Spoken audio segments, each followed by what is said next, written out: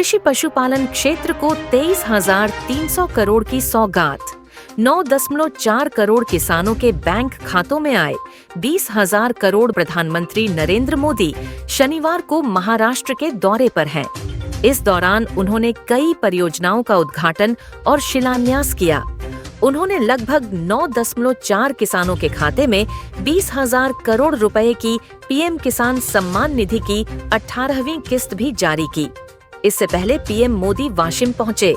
यहां उन्होंने जगदम्बा माता मंदिर पोहरा देवी में दर्शन पूजा अर्चना की। हरियाणा में आज सभी 90 सीटों पर मतदान हो रहा है।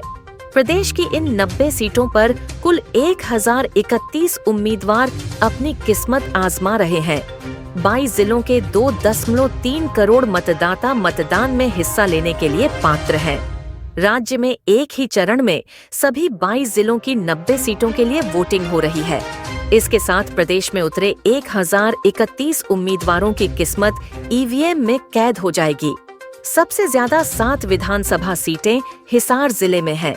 वहीं सबसे कम 2 सीटें पंचकूला और चरखी दादरी जिले की है। चुनाव आयोग के मुताबिक सुबह 11 बजे तक 22.27% लोगों ने अपने मताधिकार का इस्तेमाल कर लिया है। अब तक मतदान की सबसे तेज रफ्तार जींद जिले में देखी गई। यहां अब तक 27.20% लोग वोट डाल चुके हैं। इसके अलावा मतदान की सबसे धीमी रफ्तार पंचकूला में रिकॉर्ड की गई। यहां फिलहाल महज 13.47% लोगों ने भी वोट डाला है। दिग्गजों ने डाली लोकतंत्र के यज्ञ में आहुति। घोड़े पर सवार होकर पहुंचे सांसद। आम लोगों के अलावा प्रदेश के दिग्गजों ने भी लोकतंत्र के इस यज्ञ में अपनी आहुति दी। कार्यवाहक सीएम नायब सैनी और कांग्रेस सांसद कुमारी सैलजा समेत सभी बड़े नेताओं ने अपने लोकतांत्रिक अधिकार का प्रयोग किया। पूर्व सीएम और केंद्रीय मंत्री मनोहर लाल ने करनाल में वोट डाला। मतदान के बाद मनोहर लाल ने दावा किया कि इस बार हमें 50 से अधिक सीटें मिलेंगी। नीतीश के चेहरे पर ही चुनाव लड़ेगा जदयू भाजपा गठबंधन। प्रशांत किशोर के नाम से बिहार में एक नई बयार भी चल रही है। भारतीय जनता पार्टी, राष्ट्रीय जनता दल और जनता दल यूनाइटेड जैसे स्थापित दलों के कई बड़े बड़े नेता जिस तरह अपनी अपनी पार्टी छोड़कर उनका दामन थाम रहे हैं, बिहार में एक नया राजनीतिक कोण विकसित हो सकता है। नीतीश कुमार 2025 के बिहार विधानसभा चुनाव में जदयू भाजपा गठबंधन के चेहरा होंगे। जदयू की राष्ट्रीय कार्यकारिणी की बैठक में एक मत से यह निर्णय लिया गया है कि पार्टी नीतीश कुमार के नेतृत्व में ही चुनाव में उतरेगी। वरुण धवन की बेबी जॉन में इस किरदार में नजर आएंगे सलमान खान। अभिनेता के कैमियो पर आया अपडेट। वरुण धवन की एक्शन फिल्म बेबी जॉन इस साल की सबसे ज्यादा प्रतीक्षित फिल्मों में से एक है। इस फिल्म में अभिनेता को जबरदस्त एक्शन सीन्स करते हुए देखा जाएगा। हाल ही में खबर आई थी कि सुपरस्टार सलमान खान कलीज द्वारा निर्देशित इस फिल्म में भी नजर आएंगे। सलमान बेबी जॉन में कैमियो रोल में नजर आएंगे। उनका किरदार फिल्म की कहानी के लिए काफी अहम होगा। वहीं अब सलमान की भूमिका के बारे में नई जानकारी सामने आई है।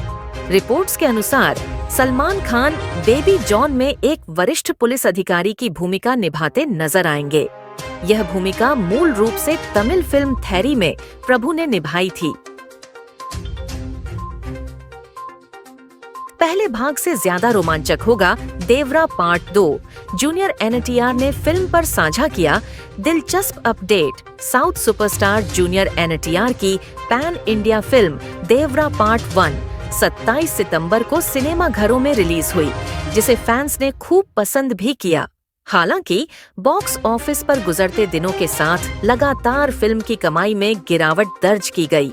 वहीं अब जूनियर एनटीआर ने फिल्म के अगले भाग यानी देवरा पार्ट 2 के बारे में दिलचस्प जानकारी साझा की है।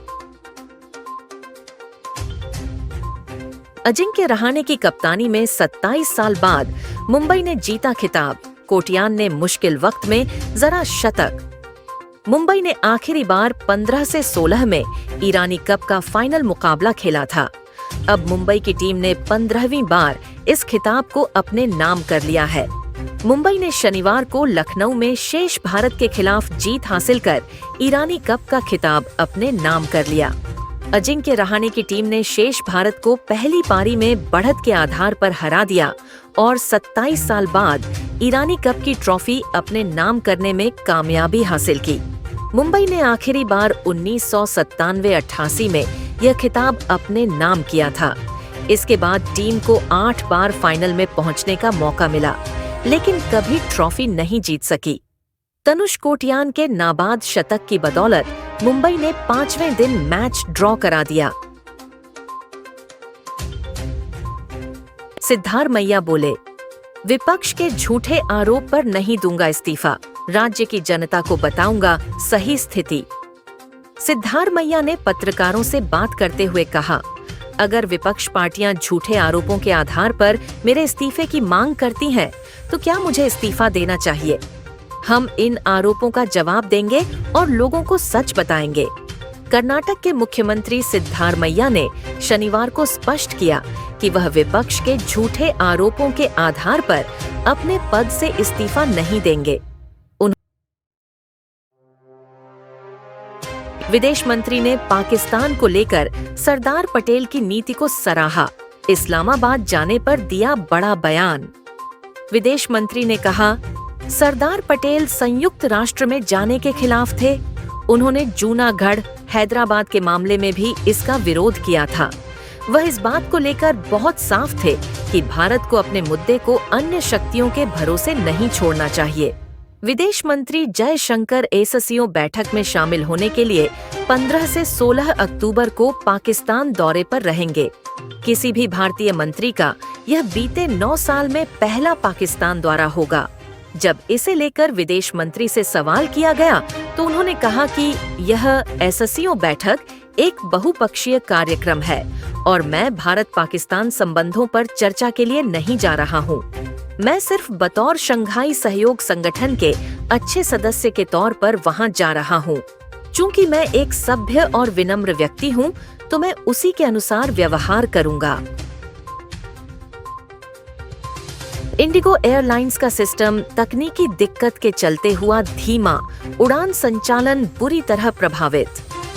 इंडिगो ने बयान जारी कर बताया है कि हम फिलहाल अपने पूरे नेटवर्क में अस्थायी तौर पर सिस्टम के धीमा होने की समस्या से जूझ रहे हैं। इससे हमारी वेबसाइट और बुकिंग सिस्टम भी प्रभावित हुआ है। इसकी वजह से यात्रियों को थोड़ा ज्यादा इंतजार करना पड़ रहा है। इंडिगो ने बयान जारी कर बताया है कि हम फिलहाल अपने पूरे नेटवर्क में अस्थायी तौर पर सिस्टम के धीमा होने की समस्या से जूझ रहे हैं। इससे हमारी वेबसाइट और बुकिंग सिस्टम भी प्रभावित हुआ है। इसकी वजह से यात्रियों को थोड़ा ज्यादा इंतजार करना पड़ रहा है। इंडिगो ने कहा है कि हमारी एयरपोर्ट टीमें पूरे समर्पण से काम कर रही हैं और ये सुनिश्चित करने की कोशिश कर रही हैं कि यात्रियों को परेशानी न हो। हमारी कोशिश है कि स्थिति जल्द ही सामान्य हो जाए। यात्रियों को हो रही असुविधा के लिए हमें खेद है। ऐसी और खबरों के लिए हमारे चैनल को सब्सक्राइब करें और विजिट करें viralplanetnews.com।